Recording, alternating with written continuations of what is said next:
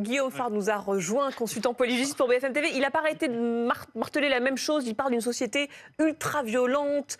Il a parlé de l'hyper-violence aussi aux 20h ce soir. Est-ce que son diagnostic est le bon? On est dans une société ultra-violente. Que disent les chiffres? Vous qui les maîtrisez, ces chiffres. Depuis 2016, à tout le moins, il y a un certain nombre d'indicateurs qui augmentent. Les homicides, les tentatives d'homicide, les violences contre les personnes de manière générale, les atteintes à caractère sexuel aussi. Donc ça, si vous regardez les chiffres et que vous regardez la courbe, depuis 2007, ces indicateurs sont globalement à la hausse. Maintenant, une fois qu'il a dit ça, c'est quoi l'horizon? Parce que moi j'entends, je serai aux côtés des forces de l'ordre, ou je serai derrière les forces de l'ordre. Bon, alors la juste place, c'est peut-être plutôt devant. C'est quelle ligne vous tracez au-delà de l'incantation ordre. Il y a des dossiers très concrets là, qui arrivent dès cette semaine pour lui. À commencer par le dossier budgétaire. D'ailleurs, Alliance Police Nationale, qui est syndicat majoritaire chez les gradés et gardiens, a attendu quelques heures après sa nomination pour dire bon, maintenant il faut passer à la caisse.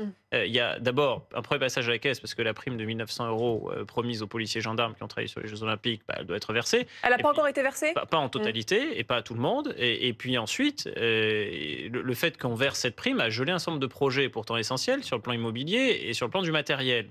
Donc les policiers gendarmes attendent des voitures neuves, un immobilier rénové. Donc ils vont surtout le ramener à ça. Et puis ils vont le ramener à une autre réalité beaucoup plus terrible, c'est que, pour citer les évangiles et singulièrement Saint Matthieu, c'est bien d'aller chercher la paille dans l'œil du voisin, mais la poutre dans le sien.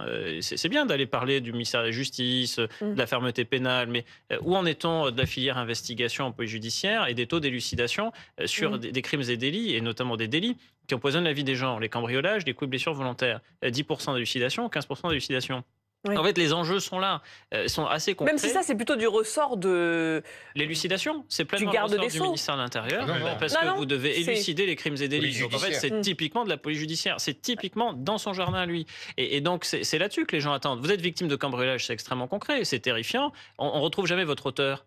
Donc après, vous pouvez hurler tout ce que vous voulez, que la justice est trop laxiste, etc., comme ça a été encore fait ce soir. Mais la première des étapes, qui d'ailleurs empêche la récidive, c'est de retrouver la personne.